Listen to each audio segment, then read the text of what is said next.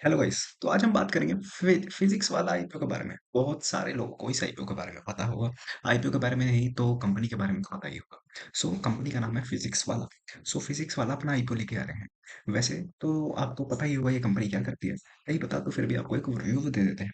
Physics वाला एक company है जो स्टूडेंट्स को एजुकेशन प्रोवाइड करती है, एजुकेशन उनको तैयारी करवाती है। सो ये स्टार्ट कहाँ से हुआ? 2016 में। 2016 में अलक पांडे नाम से एक व्यक्ति है, टीचर है। उन्होंने अपने यूट्यूब पर जो स्टूडेंट्स हैं उनको टीचिंग देना शुरू किया, जेईई और नीट के एग्जाम्स के लिए।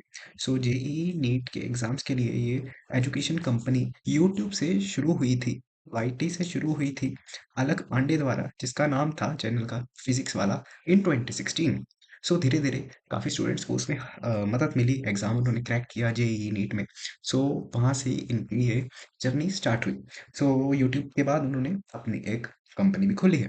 तो ये कंपनी है सिचुएटेड नोएडा इंडिया में। सो नोएडा इंडिया में यहाँ पर इनका हेडक्वार्टर्स है। कंपनी वहाँ से ऑपरेट करती है।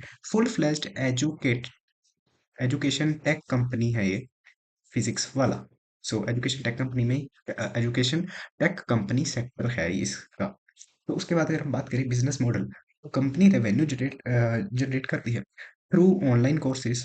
जो फिजिक्स वाला की अपनी ऐप है और साइट है, वहाँ पे ऑनलाइन कोर्सेज से यहाँ पर रिवेन्यू जनरेट होता है। अगर बात करें तो ऑफलाइन में भी सेंटर्स कंपनी ने खोले हैं। मोर देन 130 सेंटर्स हैं कंपनी के, लाइक एजुकेशन सेंटर्स, 130 सेंटर इन 105 प्लस सिटीज में। सो यहाँ पर ऑफलाइन भी कंपनी एजुकेट करती है, ऑनलाइन यहाँ पर कोर्सेज भी हैं जहाँ से स्टूडेंट सीधा पढ़ सकते हैं। सो ऑफलाइन कोर्सेज जो हैं वहाँ पर फिजिक्स वाला विद्यापीठ पाठशाला नाम से, फिजिक्स वाला पाठशाला नाम से सारी क्लासेस चलती हैं। सो वो 105 सिटीज के अंडर है, जो कि टोटल है 130 सेंटर्स। सो ये है बिजनेस मॉडल। बाकी इनकी बुक्स मटेरियल भी हैं जो मॉक टेस्ट एग्जाम है, वहां से भी रिवेन्यू जनरेट करती है कंपनी। 3 नंबर और फोर्थ नंबर पर यहाँ पर ब्रांडिंग और फ्री मिनिमम, यहाँ पर जो छोटे छोटे चार्जेस करके भी कंपनी अर्न करती है, कि डिस्काउंट के रूप में जो उनको देते हैं। सो उसके बाद पेड कोर्सेज सब्सक्रिप्शन आती हैं, ऑफलाइन सेंटर्स फीस आती है, स्टडी मटेरियल जो प्रोवाइड करते हैं, और यूट्यूब की ब्रांडिंग और स्किल के डाइवर्सिफिकेशन।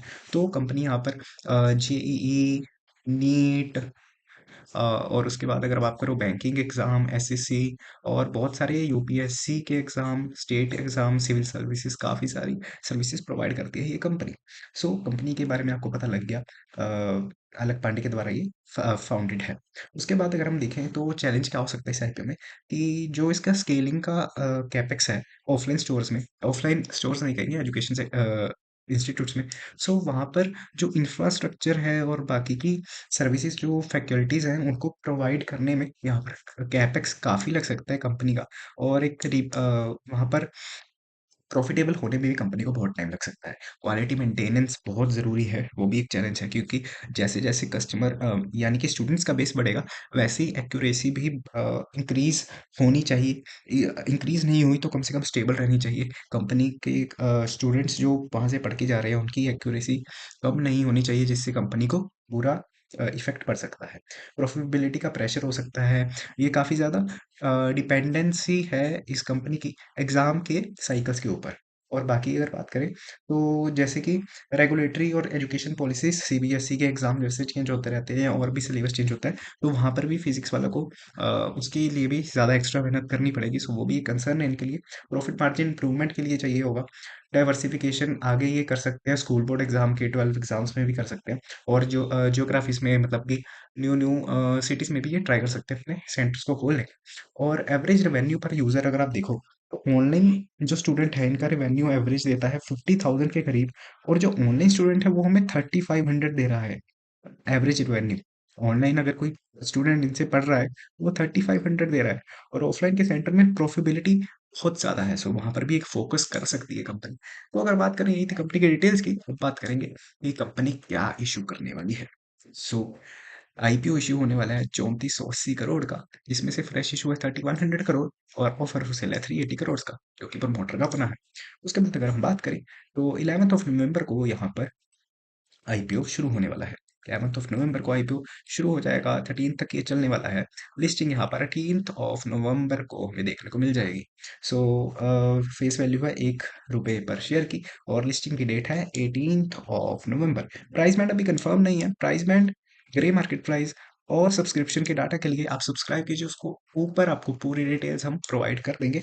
बाकी ये कंपनी की सारी डिटेल्स थी, और डेट्स के बारे में आपको बता दिया है। और रिटेल का पार्टिसिपेशन इसमें 10% होने वाला है, और एंड चेन्नई कैटेगरी का 15% और 75% यहाँ पर क्यूआईबीज के लिए होने वाला है।